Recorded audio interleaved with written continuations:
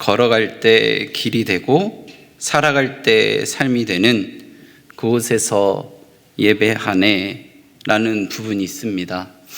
이 가사를 계속 묵상을 하는데요,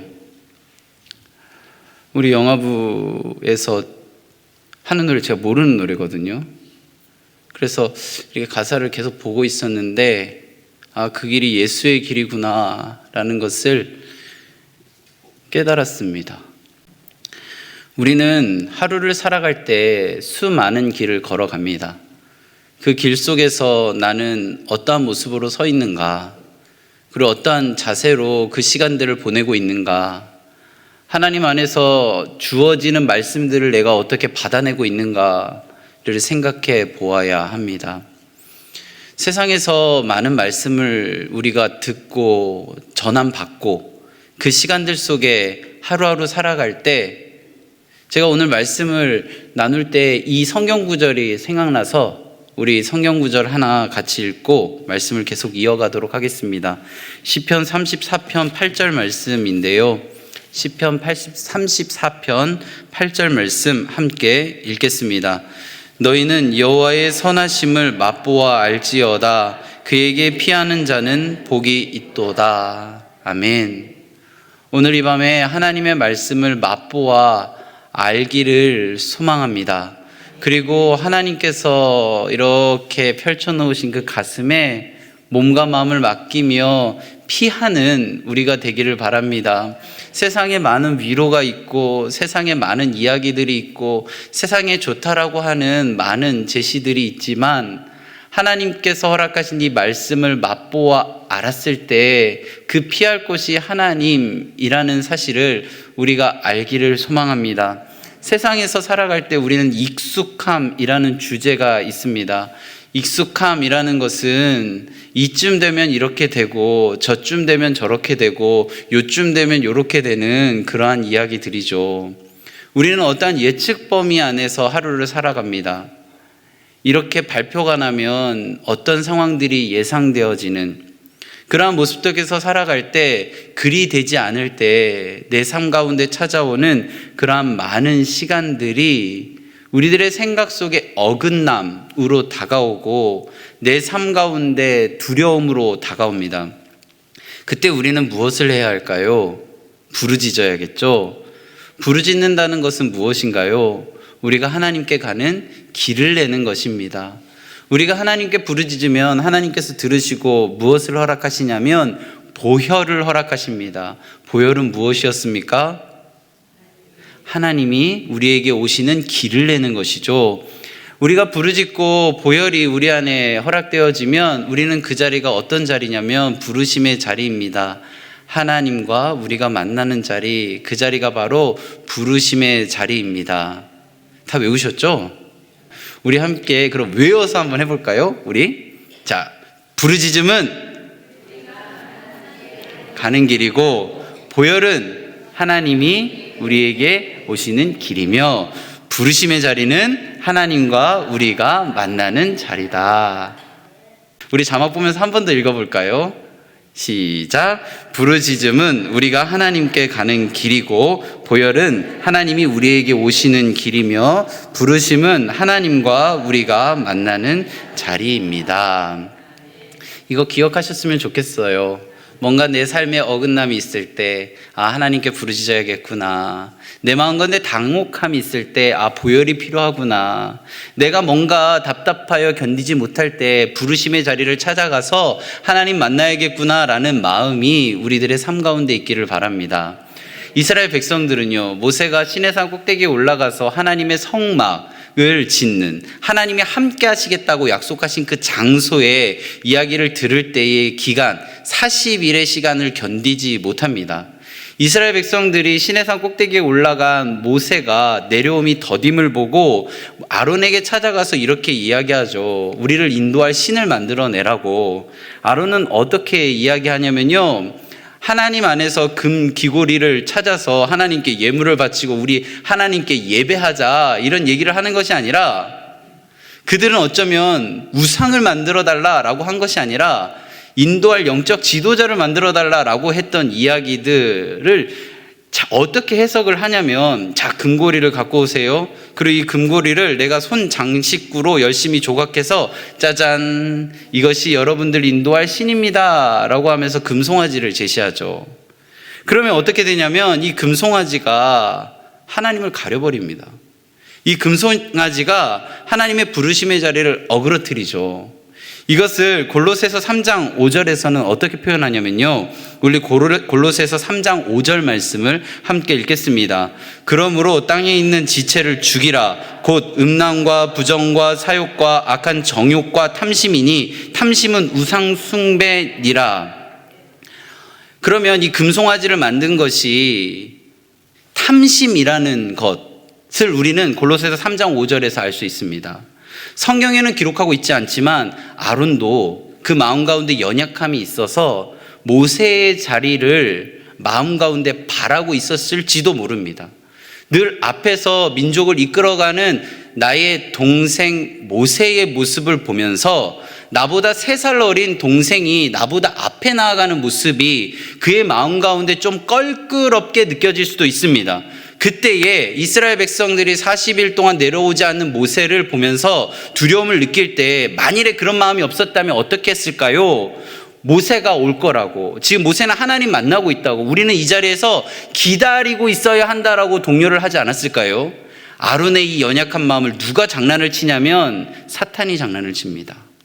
우리가 기도하지 않으면 아론과 같이 우리들의 삶에 금송아지를 만들 수 있다는 것입니다. 우상숭배는 뭐라고요? 탐심이라고 이야기했습니다. 요한일서 5장 21절 말씀에 보면 이런 말씀이 있습니다. 우리 함께 읽겠습니다. 자녀들아, 너희 자신을 지켜 우상에게서 멀리하라. 우상숭배가 뭐라고요? 탐심. 나에게 있는 것보다 남에 있는 것이 더 낫다라고 생각할 때 탐심, 우상숭배가 생긴다는 것이죠. 자녀의 얘기를 해볼까요? 우리 자녀만 보면 너무나도 이쁜데 남의 자녀가 보니까 비교하기 시작합니다. 이 모습과 다른 내 자녀가 너무나도 싫어지죠. 그러면 우리 자녀를 어떻게 하냐면 우상시하기 시작합니다. 왜요? 이 자녀보다 내 자녀가 더 나아야 되니까요. 근데 사실 그 마음의 깊숙한 곳에 무엇이 있냐면 탐심이 있다는 겁니다. 그 자녀를 통해 내가 돋보이고 싶은 마음이 있다는 거예요. 그 마음에서 하나님은 어떻게 해요? 멀리 하라고 이야기합니다. 가장 좋은 방법은요, 나에게 주신 이 자녀가 하나님이 주신 최고의 걸작품이라고 믿고 그 자녀를 통하여 하실 일만을 기대하는 것이죠. 만일에 아론이 자신의 직책에, 정말 하나님께서 주신 이 직책에 순종하는 마음으로 그 자리에 있었다면 금송아지를 만들었을까? 저는 안 만들었을 거라고 생각합니다. 우리는 서로가 갖고 있는 여러 가지 직책들이 있습니다. 그리고 모습들이 있죠. 그 모습들을 존귀하게 여기면 우리들의 마음 가운데 탐심이 아니라 서로가 서로를 위하여 기도하는 마음이 생깁니다. 우상은 어마어마하게 큰 동상이 아니죠. 이 출애굽기 32장에 있는 금송아지만 놓고 봐도 이스라엘 백성들의 마음의 불안한 마음을 그대로 알고 있었던 이 아론이 금귀고리를 몇 개 갖고 오라고 이야기합니다. 그것을 녹이고 급하게 자신의 손 장식구로 조각칼로 혼자 만들 정도의 크기였다는 것입니다. 금송아지가 어떤 영화에 나오는 어마어마하게 큰 금송아지가 아닐 수도 있습니다. 그저 손바닥 위에 아주 작은 금송아지였을 수도 있습니다. 우리는 모릅니다. 성경에 금송아지 크기가 나와 있지 않기 때문에요. 근데 우리는 상상할 수 있습니다. 그 금송아지가 아주 정교하게 여러 명이 많은 금을 가지고 만든 것이 아니라는 사실을요. 뭔가 보암직도 하고 뭔가 내세울 수 있고 뭔가 웅장해서 그것에 압도되어질 정도의 금송아지가 아니라는 사실을 우리는 성경을 통하여 추론해 볼 수 있습니다. 근데 그 작은 금송아지가 이스라엘 백성들의 마음을 흔들어놓기 시작합니다. 부르심의 자리를 떠나게 합니다. 금송아지는요, 원래 거대한 것이 아니라는 거. 우상은요, 우리들의 무언가를 넘어뜨리기 위하여 우리들의 마음을 움츠러들게 하고 우리들을 힘들게 하는 압도되어지는 웅장함이 우리들 안에 찾아오는 것이 아니라는 것입니다.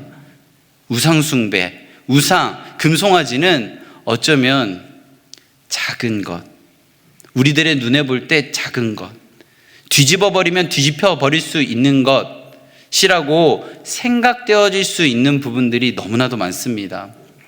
우리는 애굽의 열재앙을 봤죠. 이 열재앙을 통하여 하나님은 무엇을 얘기하시냐면 내가 이스라엘 백성들을 보호하겠다. 내가 이스라엘 백성들을 지키겠다. 이스라엘 백성들은 열재앙 앞에서 철저하게 하나님이 나를 인도하신다는 사실을 알게 됩니다. 그래서 하나님 믿고 그 길을 떠나죠. 근데 금송아지 사건은 무엇이냐면 하나님이 그것을 보고 나는 너희들과 가지 않겠다라고 이야기합니다.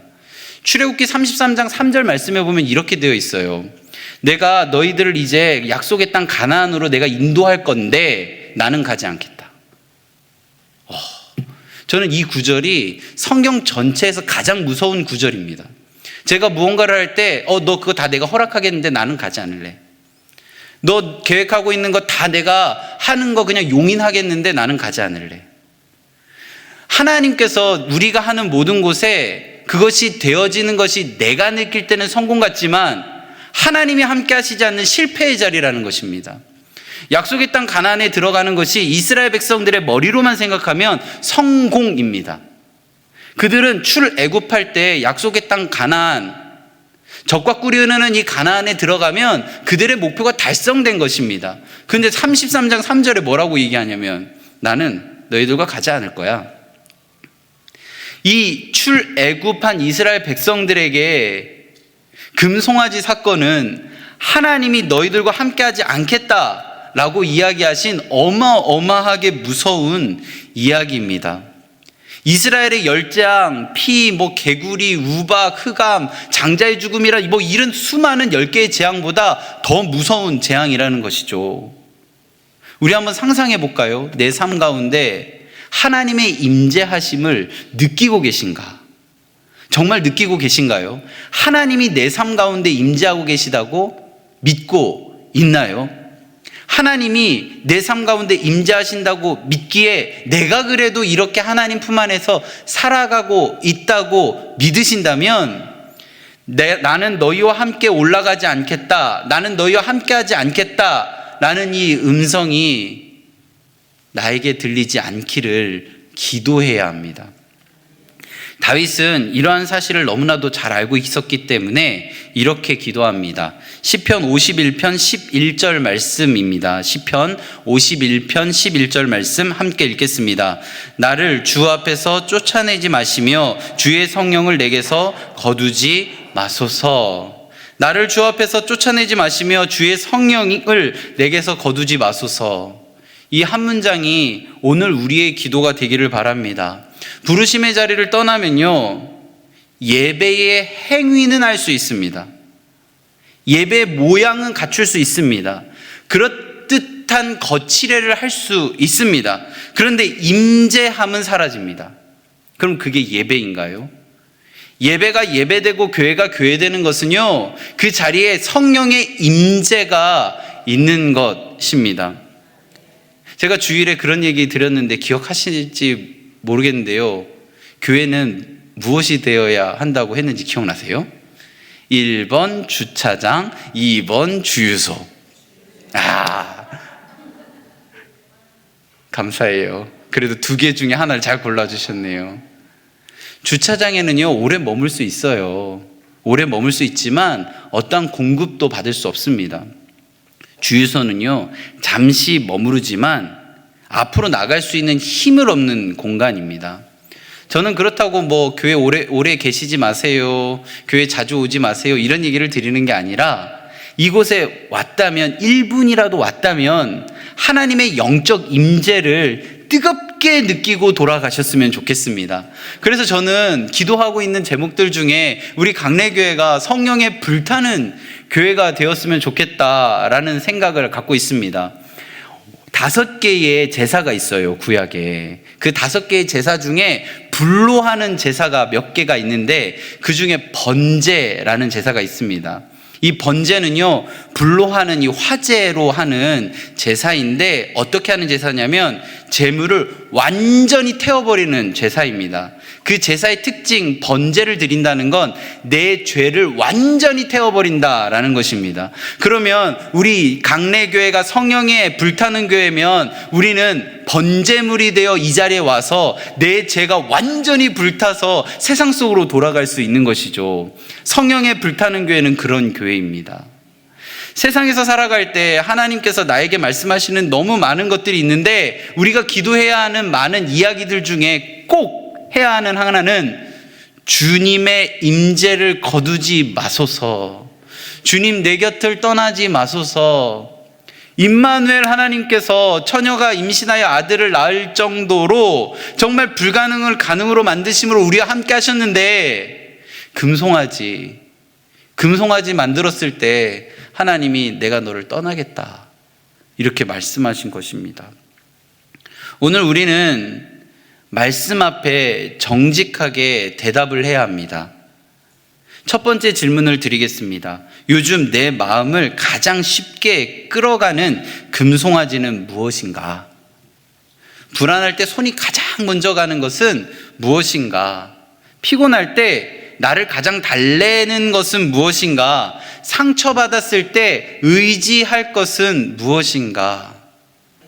삶 속에서 하나님은 끊임없이 이야기하십니다. 보혈을 덮어라. 내 손에 지금 나를 달래고 있는 것들, 그 우상들의 존재가 무엇이냐면 시편 115편 4절에서 8절까지의 말씀을 함께 천천히 읽어보겠습니다. 그들의 우상들은 은과 금이요 사람이 손으로 만든 것이라. 입이 있어도 말하지 못하며 눈이 있어도 보지 못하며 귀가 있어도 듣지 못하며 코가 있어도 냄새 맡지 못하며 손이 있어도 만지지 못하며 발이 있어도 걷지 못하며 목구멍이 있어도 작은 숨소리조차 내지 못하느니라. 우상들을 만드는 자들과 그것을 의지하는 자들이 다 그와 같으리로다. 우상이 그렇대요. 우상은 아무런 힘이 없습니다. 아무런 힘이 없어요. 그런데 우리는 그 우상들이 나의 삶을 바꿀 거라고 생각합니다. 이것이 나를 위로한다라고 생각합니다. 내가 이것을 하면 내 마음이 달램을 받는다라고 착각을 합니다. 하지만 그 모든 것들은 우상이라는 것이죠. 우리 마가복음 12장 30절 말씀 함께 읽겠습니다. 내 마음을 다하고 목숨을 다하고 뜻을 다하고 힘을 다하여 주 너의 하나님을 사랑하라 하신 것이요. 우상을 한 번에 깨부술 수 있는 비결, 하나님을 이렇게 사랑하면 됩니다. 마음을 다하고 목숨을 다하고 뜻을 다하고 힘을 다하여 하나님을 사랑하시나요? 그 대답 위에 하나님께서 임재하십니다. 우리는 못해요, 사실. 그런데 하나님이 내 안에 보혈로 길을 열어주시고 내 안에 보혈로 함께 하시면 우리는 할 수 있습니다. 내 마음을 다하고 목숨을 다하고 힘을 다하여 주 너의 하나님을 사랑할 때 내 손에 있는 많은 금송아지들은 부서지는 은혜가 있을 줄로 믿습니다. 우리 두 번째 대답해 봐야 합니다. 하나님이 나에게 맡기신 부르심의 자리는 어디인가? 예배의 자리, 말씀의 자리, 기도의 자리, 그 부르심의 자리를 대하는 나의 모습은 무엇인가? 제일 위험한 게 무엇이냐면요, 괜찮겠지입니다. 이래도 괜찮겠지? 내가 하루 안 가도 괜찮겠지? 내가 1시간 늦게 가도 괜찮겠지? 저는 이 자리에서 바리새인들처럼 시간 딱딱 지켜서 예배 자리 주일 1부, 2부 다 드리시고요. 금요일 기도에 빠지 마시고요. 수요예배도 월차 내고 오세요. 이런 얘기 하는 게 아닙니다. 제가 말씀드리는 것은 무엇이냐면 나의 부르심의 자리, 부르심이 뭐라고요? 하나님과 내가 만나는 자리. 그 자리가 나에게 어떠한 자리라고 믿는다면 그 자리를 양보하지 말라는 겁니다. 괜찮겠지 하는 순간요, 조금씩 밀리다 그 자리에 금송아지가 떡하니 자리 잡기 때문입니다. 우리 히브리서 4장 11절 말씀 함께 읽겠습니다. 그러므로 우리가 저 안식에 들어가기를 힘쓸지니 이는 누구든지 저 순종하지 아니하는 본에 빠지지 않게 하려 함이라. 시편 27편 14절도 함께 읽겠습니다. 너는 여호와를 기다릴지어다. 강하고 담대하여 여호와를 기다릴지어다. 하나님의 부르심의 자리에서 우리가 응답을 기다릴 때 이스라엘 백성들이 40일 동안 시내산 꼭대기에 올라가서 내려옴이 더딤을 보고 금송아지 만들었다는 것을 기억하신다면, 내가 정한 그 응답의 시간이 더디 되어질지라도 하나님이 들으시고 응답하실 것이라는 믿음으로 기다리며 그 자리를 인내하는 우리가 되어야 합니다. 하나님은 기다림의 신앙을 잃지 않을 때 금송아지를 만드는 것을 하나님께서 처리해 주실 줄로 믿습니다. 우리 안에 잘 되지 않는 것, 넘어지는 것, 무너지는 것, 그 모든 것들을 오늘 이 밤에 하나님께 다 아뢰시기를 바랍니다. 하나님께서 그 아뢰는 것이 내가 주인 삼은 것이구나. 그 주인 삼은 것을 주님 앞에 다 내려놓았으니 내가 성령의 바람으로 그것들을 몰아내 주겠다. 성령의 불로 그것들을 태워 주겠다라고 말씀하십니다. 우리들의 마음의 방향이 어디를 향하고 있습니까? 우리들의 생각의 방향이 어디를 향하고 있습니까? 세상의 돈과 명예와 권력과 나의 나됨이 아니라 하나님께서 나를 사랑하심이 내 삶 가운데 있기를 바랍니다. 정말 힘들고 지치고 쓰러지고 넘어지고 좌절할 수밖에 없는 나의 상태가 있다면요, 하나님 품에서 쉬시기 바랍니다. 세상에 가서 세상의 피로를 해결해 주는 바카스 한 잔 먹는 것이 아니라 하나님의 보혈에 내 몸을 던져 보시면 어떻겠습니까? 하나님께서는요, 우리들의 삶을 그렇게 인도하십니다. 우리 찬양하겠는데요, 내가 주인 삼은 것 다 하나님 앞에 내려놓고 우리가 오늘 이 밤에 하나님께 그 금송아지가 완전히 부서지는 은혜를 누리셨으면 좋겠습니다. 하나님은요, 우리의 모든 것들을 다 듣고 알고 계십니다. 부르짖음은 하나님께로 가는 길을 내는 것입니다. 오늘 많이 부르짖으시고요, 하나님의 보혈을 마음 가운데 느끼면서 하나님의 부르심의 자리, 하나님과 내가 만나는 이 자리에서 하나님께서 허락하신 귀한 은혜 누리시는 우리 모두가 되기를 바랍니다. 그때에 주님만이 나의 힘이요 진리요 생명임을 고백하며 내가 곧 길이요 진리요 생명이라 말씀하신 예수님을 만나는 귀한 밤이 되기를 바랍니다.